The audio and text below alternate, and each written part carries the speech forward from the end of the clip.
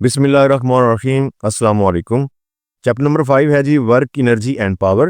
Numerical number 7 है। इसमें कहते हैं जी अगर is swinging on a swing, यानी एक लड़की जो है वो झूला पर बैठी है और झूला झूल रही है। At the lowest point of her swing she is 1.2 metre from the ground, यानी जो उसका लोएस्ट पॉइंट है वो जमीन से, समझ लीजिए जैसे ये जमीन है, ठीक है, इससे तकरीबन वो कितना ऊंचा है या कितनी इसमें ये फासला है वो है जी 1.2 metre. And the highest point is 2 metre, यानी जब ये झूला झूलेगी ना तो पीछे भी ऐसे, मतलब ऐसे यहाँ से ये होगा और आगे भी सेम इस तरह ये आगे जाएगी, ठीक है। तो ये हाईएस्ट पॉइंट बन रही है, ये वाला भी और ये वाला भी। तो ये जो हाईएस्ट पॉइंट है इसकी जो हाइट है जमीन से, यानी यहाँ तक, ये है जी 2 मीटर। ओके हो गया। What is our maximum velocity, और इसकी ज़्यादा से ज़्यादा स्पीड कितनी है, एंड वेयर और कहाँ पर है, यानी कि इस पॉइंट पर है, इस पॉइंट पर, इस पॉइंट पर, और वो कितनी है, ये चीज़ें हमने देखनी है। तो सबसे पहले हम डाटा लिखते हैं। डाटा में हमारे पास जो है लोएस्ट जो हाइट है वो दी हुई है और जो मैक्सिमम हाइट है वो दी हुई है, ठीक है जी। तो H1 और H2 हम कर लेते हैं जी हाइट के लिए। तो H1 जो है इसका ये मैक्सिमम कर लेते हैं, ठीक है, 2 मीटर, और H2 जो है ये इसका जो लोएस्ट पॉइंट था ज़मीन के करीब वो 1.2 मीटर कर लेते हैं। ओके हो गया जी। और फाइंड हमने इसकी मैक्सिमम वेलोसिटी करनी है, तो मैं चले यहाँ पे मैक्स वेलोसिटी लिख देता हूँ, सैम्पल शो करता हूँ वी से। और वेयर, यानी कि किस जगह पर मैक्सिमम है, तो वेयर के लिए भी हम यहाँ पे क्वेश्चन मार्क कर लेते हैं, ठीक है जी। तो स्टूडेंट कोई भी अगर जिसम ऑसिलेशन या वाइब्रेशन वाली टू एंड फ्रो मूवमेंट कर रहा हो ना, तो उसकी मैक्सिमम वेलोसिटी वैसे तो उसकी सेंटर में होती है। तो चले हम इसको एनर्जी के पॉइंट ऑफ व्यू से प्रूव करते हैं। तो देखिए जब ये सबसे हाईएस्ट पॉइंट पर थी तो बुलंदी इसने हासिल की, हाइट हासिल करने के साथ एनर्जी इसमें स्टोर होगी जिसको हम पोटेंशियल एनर्जी कहते हैं, ठीक है जी। तो यहाँ पर इसने एक पोटेंशियल एनर्जी हासिल कर ली है, ठीक है जी। तो ये जो पोटेंशियल एनर्जी इसने हासिल की है असल में ये बतदरीज आहिस्ता आहिस्ता यानी बढ़ती हुई, ठीक है ना, चेंज होती हुई, तो इसको हम लिखेंगे डेल्टा पीई, यानी पोटेंशियल एनर्जी में जो चेंज आ रहा है वो किसकी इक्वल, वैसे पोटेंशियल एनर्जी होती है जी mgh। तो जो इसमें चेंज आएगा वो किसकी इक्वल हो जाएगा, delta potential energy is equal to mg height में, क्योंकि यहां से यहां तक चेंजिंग आई है ना हाइट में, तो वो हम लिखेंगे जी h1 माइनस h2। ओके जी। तो इससे जो है हम जो चेंज होती हुई पोटेंशियल एनर्जी है वो फाइंड कर सकते हैं। तो चलें डेल्टा पीई यहाँ पे ग्रेविटेशन के लिए, यहाँ पे डाटा में भी चले मैं अब नीचे लिख देता हूँ, ग्रेविटेशन जो है इसमें यूज़ होना है 10 मीटर पर सेकंड स्क्वायर। तो वैल्यूज को अगर पुट करें तो मैथ्स हमारे पास नहीं है, ये एज इट रहेगा। जी हमें पता है जी 10 है, H1 जो है वो 2, ठीक है, माइनस, और H2 जो है वो 1.2। तो डेल्टा पोटेंशियल एनर्जी यानी कि जो इसमें चेंजिंग आ रही है ये क्या आ जाएगा, m, ये 10, 2 में से इसको माइनस कर तो ये 0.8 आ जाएगा। अब इसको मल्टीप्लाई करें तो ये 8 आ जाएगा, ठीक है जी। तो ये हमारे पास क्या आ रहा है जी, m8, ठीक हो गया। अब क्योंकि इससे आगे इसने मूव किया है तो मूव करने से इसमें काइनेटिक एनर्जी आएगी ना, ठीक है। तो पोटेंशियल एनर्जी जो है वो काइनेटिक एनर्जी में चेंज हो जाएगी। तो उसके लिए हम क्या करेंगे जी, तो यहाँ पे मैं काइनेटिक एनर्जी का फॉर्मूला लिखता हूँ। Kinetic energy is equal to 1/2 mv², ठीक है। अब देखें जैसे ही ये मूव करेगा तो इसमें भी kinetic energy Aahista Aahista change होके एक पॉइंट आएगा जब ये ज़्यादा से ज़्यादा इसमें काइनेटिक एनर्जी होगी। तो उसके लिए हम कंजर्वेशन ऑफ एनर्जी का जो लॉ है उसको इस्तेमाल करते हैं, law of conservation of energy. तो इसमें क्या होता है जी, एक एनर्जी दूसरी एनर्जी में कन्वर्ट होती है, ठीक है, और वो एक दूसरे के इक्वल होते हैं, यानी टोटल कन्वर्ट होती है, उसमें कोई ज़ाया नहीं होती। तो उसका मतलब ये है कि जो पोटेंशियल एनर्जी थी, ठीक है, ये किस में कन्वर्ट हो गई, काइनेटिक एनर्जी में। ओके जी। तो इसका मतलब जो पोटेंशियल एनर्जी हमने निकाली ये m8 is equal to 1/2 mv²। तो इससे हम जो है वो वेलोसिटी निकाल सकते हैं। अब ये m इस तरफ भी है, इस तरफ भी है, ये m इस तरफ अगर डिवाइड होगा तो कैंसिल हो जाएगा, तो मैं यहाँ पे इसको कैंसिल आउट कर सकता हूँ। 2 डिवाइड में इस तरफ आके मल्टीप्लाई कर दें तो 8 multiply by 2 is equal to v square. तो ये 8 को 2 से मल्टीप्लाई कर दो, ये क्या आ जाएगा जी 16, ठीक है जी, is equal to v square. मजीद इसको यहाँ पे लिख लेते हैं, यानी v square is equal to 16। तो taking square root on both side, इधर भी स्क्वायर रूट कर लेते हैं, इधर भी, ये cancel, v is equal to 4। तो क्योंकि ये वेलोसिटी है मीटर पर सेकंड आ जाएगा, तो इसका मतलब है जो इसने मैक्सिमम वेलोसिटी हासिल की है वो 4 मीटर पर सेकंड की है। अब कहाँ पर इसने हासिल की है जी, तो उसको इस तरह समझे कि जब ये झूला झूलने वाली लड़की यहाँ पर पहुंची थी पीक पॉइंट पर, तो यहाँ पर एक दफा इसकी वेलोसिटी 0 हो गई थी, क्योंकि रुक के इसने वापस यहाँ से आना है।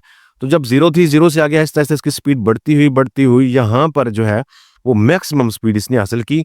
जो ही इससे आगे निकली इनर्शिया की वजह से, तो ये आगे निकलती आहिस्ता आहिस्ता इसकी स्पीड स्लो हुई, तभी तो यहाँ से रुक के इसने फिर वापस आना है ना। तो इसका मतलब है मैक्सिमम जो वेलोसिटी है वो जो जमीन से बिल्कुल नियरेस्ट यानी कि शॉर्टेस्ट फासला है ना उस पर है, यानी कम से कम फासले पर ये इसकी वेलोसिटी सबसे ज्यादा होती है। तो इसका मतलब ये है कि हम यहाँ पे लिख सकते हैं maximum velocity at the lowest position, ठीक है जी, maximum velocity at the lowest position, ठीक है जी। न्यूमेरिकल नंबर 5.8 है जी, a person pushes a lawn mower with a force of 50 newton, ठीक है। एक जो आदमी है ये घास काटने वाली मशीन को ना पुश कर रहा है, कितनी फोर्स के साथ, 50 न्यूटन के साथ। तो यहाँ पे मैं लगाता हूँ जी फोर्स, डाटा के अंदर फोर्स हमारे पास आ रहा है जी 50 Newton, making an angle of 45 degree with the horizontal. तो ये यानी समझ ले जमीन के साथ ये ऐसे जो एंगल है वो कितना बना रहा है जी 45 डिग्री, ठीक है जी, यानी इस फर्श के साथ इसका जो एंगल ऐसे बन रहा है ये 45 डिग्री बना, ये 45 degree. If the mower is move through a distance of 20 metre, यानी यहां से आगे इसने चले यहाँ तक अगर आना है तो 20 मीटर अगर इसने इसका डिस्टेंस है, यानी d is equal to 20 metre. तो यहाँ पे डाटा में भी लिख लेते हैं 20 metre. How much work is done, तो इस पर कितना काम किया जाएगा, ठीक है जी। तो वर्क हमने फाइंड करना है जी, तो यहाँ पे फार्मूला लिखते हैं वर्क का, work is equal to F D cos theta. हमारे पास फोर्स भी है, डिस्टेंस भी है और हमारे पास एंगल भी है। तो चलें सीधी सीधी वैल्यूज को पुट करें, 50 न्यूटन मल्टीप्लाई बाय 20 मीटर और कॉस जो एंगल है जी 45 है, 45 डिग्री। तो 50 को 20 से मल्टीप्लाई करें तो ये आ जाएगा 1000। नेक्स्ट कॉस 45 कैलकुलेटर पे कर लेते हैं जी, कॉस 45 ये हमारे पास 0.7, नेक्स्ट 0 है फिर आगे 7, तो लें ये लिख लेते हैं ऐसे ही। अब इसको 1000 से मल्टीप्लाई कर दें तो वर्क कितना आ रहा है जी हमारे पास 707 जाओ। ओके हो गया जी। न्यूमेरिकल नंबर 5.9 है जी, इसमें क्या कहते हैं, calculate the work done in, यानी इसमें 2 पॉइंट्स हैं, इनमें जो किया गया काम है वो हमने दोनों में ही हमने वर्क डन यानी वर्क फाइंड करना है, ठीक है, किया गया काम। ओके, तो पहले में क्या कहते हैं, pushing a 5 kg box up a frictionless inclined plane 10 metre long that make an angle of 30 with the horizontal, यानी एक इंक्लाइंड प्लेन है इस तरह ना स्लोप सी तिरछी है, इस पर ये 5 kg का मैस है, ये जो ऐसे डब्बा सा बना हुआ है ना ये 5 किलोग्राम मैस है इसका। चले मैं साथ साथ डाटा भी बनाता हूँ, यहाँ पे हम लिखते हैं जी मैस हमें दिया हुआ है कितना 5 kg, इसके बाद हमें क्या मिला जी 10 मीटर लॉन्ग, इसका जो फासला है इंक्लाइंड प्लेन का यानी ये स्लोप का जो फासला है मुकम्मल ये है जी 10 मीटर। तो हम इसको डी कर लेते हैं, 10 मीटर डिस्टेंस भी मिल गया। इसके बाद जो एंगल बन रहा है ये हॉरिजेंटल यानी जमीन के साथ ये जो स्लोप एंगल बना रही है ये है 30, तो theta is equal to 30 degree. Okay हो गया जी। अब हमने इसका वर्क डन यानी कितना इसको यहाँ से यहाँ तक पुश करके ना यहाँ तक लेके जाना है, यानी यहाँ पे था तो पुश करके ये यहाँ तक पहुंचेगा डब्बा, तो इस पे कितना काम किया जाएगा वो हमने फाइंड करना है, ठीक हो गया जी। तो वर्क चले 1 कर लेते हैं, 1 पॉइंट के लिए ये फाइंड करना है। तो नेक्स्ट इसका पार्ट 2 जो है वो बाद में सॉल्व करेंगे, पहले पार्ट 1 करते हैं जी। तो जैसा कि हमें पता है कि हमने वर्क डन यानी वर्क फाइंड करना है, तो वर्क का स्टूडेंट फार्मूला क्या होता है, W is equal to FD। ठीक हो गया। अब यहाँ पे देखें तो हमारे पास D तो दिया हुआ है लेकिन फोर्स यानी F नहीं है, तो इसके लिए पहले हमें फोर्स फाइंड करनी है। तो फोर्स किस तरह फाइंड होगी जी, F is equal to mg।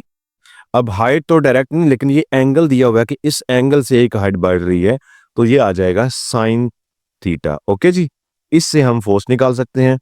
तो F is equal to math हमारे पास कितना है जी 5, G हमारे पास 10 होता है। डाटा में ये मिसिंग कर दिया मैंने, तो चले मैं यहाँ पे ये मिटा के, यानी G is equal to 10 metre per second square, और यहाँ पे W1 कर लेते हैं जो कि हमने फाइंड करना। ओके हो गया जी, एक तरतीब से बन जाएगा। तो साइन थीटा कितना हमारे पास 30 डिग्री। तो सॉल्व करते हैं थीटा को, ये तो आ जाएगा 50। साइन 30 को चेक करते हैं जी क्या आता है, साइन 30 ये आ रहा है जी 0.5। इसको मल्टीप्लाई करने से ये हमारे पास क्या आ जाएगा 25। तो 25 आ गया जी। तो ये फोर्स हमारे पास निकल गई है, न्यूटन में से कहेंगे। अब हमें इस फार्मूला को अप्लाई करना है क्योंकि हमें तो वर्क फाइंड करना है ना, वर्क वन या जो फर्स्ट पॉइंट वाला है। तो W is equal to FD, ये फार्मूला था हमारे पास, ठीक है जी। तो इस फार्मूले में वैल्यूज को पुट करें, W is equal to F हमारे पास क्या निकला है 25 न्यूटन, मल्टीप्लाई D हमारे पास ऑलरेडी है जी 10 मीटर। तो इसको मल्टीप्लाई करने से ही हमारे पास क्या आ जाएगा 250 जाउल। ठीक है जी, 250 जाउल आ जाएगा। तो नेक्स्ट पार्ट 2 इसका करते हैं। पार्ट 2 में क्या है जी, स्टेटमेंट को पढ़ें। Lifting the box vertically up from the ground to the top of the inclined plane, यानी ये जो इंक्लाइड प्लेन है इसका टॉप ये बनता है और ये ग्राउंड है नीचे। ग्राउंड से अब इसी बॉक्स को, यानी ये 5 kg की बॉक्स हमने डायरेक्ट सीधा ऊपर लिफ्ट किया है। पहले था ना ऐसे स्लोप पे जा रहा था, अब डायरेक्ट इसको ऊपर लिफ्ट करें यानी यहां तक लेके आए, तो फिर इस पर कितना वर्क होगा। तो वर्क स्टूडेंट दोनों सूरतों में सेम ही होगा। चले हम इसको लिख लेते हैं। तो क्योंकि यहाँ पे हमने इसको वर्क 2 फाइंड करना है, तो मैं लिख देता हूँ W2 क्वेश्चन मार्क। तो W2 निकालने के लिए हम ये फार्मूला इस्तेमाल कर सकते हैं, W2 mgh, क्योंकि मैथ हमारे पास है, G भी हमारे पास है और हाइट हम ये निकाल लेंगे। ठीक है, तो हम ये फार्मूला जो है वो अब इस दफा इस्तेमाल कर सकते हैं। तो इससे हम H निकालते हैं। H निकालने के लिए फार्मूला है जी H is equal to D sine theta. ठीक है, तो D क्या है, D ये डिस्टेंस है जो कि ऑलरेडी हमें दिया हुआ है 10 मीटर। ये देखें ना, D दिया हुआ है यहाँ से यहाँ तक स्लोप का डिस्टेंस। ठीक है, और साइन थीटा भी ऑलरेडी 30 दिया हुआ है, तो इससे हम ये डायरेक्ट जो हाइट है वो निकाल सकते हैं। H is equal to D कितना है जी 10 साइन थीटा में दिया हुआ है 30 डिग्री, तो ये H 10 एज इट रहेगा। साइन 30 यहाँ पे भी हमने कैलकुलेट किया था तो 0.5 आया। अब इसको 10 से मल्टीप्लाई करें तो ये हमारे पास जो हाइट आ रही है ये 5 मीटर आ रही है। तो यहाँ से यहाँ तक जो हाइट निकल गई 5 मीटर। ठीक है जी, अब हम जो है ये वाला फार्मूला इस्तेमाल करके इसका जो वर्क 2 है, यानी डायरेक्ट यहाँ से यहाँ तक उठाने पे जो काम किया है वो निकाल सकते हैं। तो W2 is equal to mgh, m हमारे पास कितना है जी 5, g हमारे पास 10 और हाइट हमारे पास ये भी 5 निकली है, 5 मीटर। ठीक है जी, तो इनको कैलकुलेट करें तो ये हमारे पास 250 ही आएगा। ठीक है जी, तो W2 भी हमारे पास 250 जूल आया। तो इस तरीके से दोनों पार्ट्स ये कंप्लीट हो गए हैं।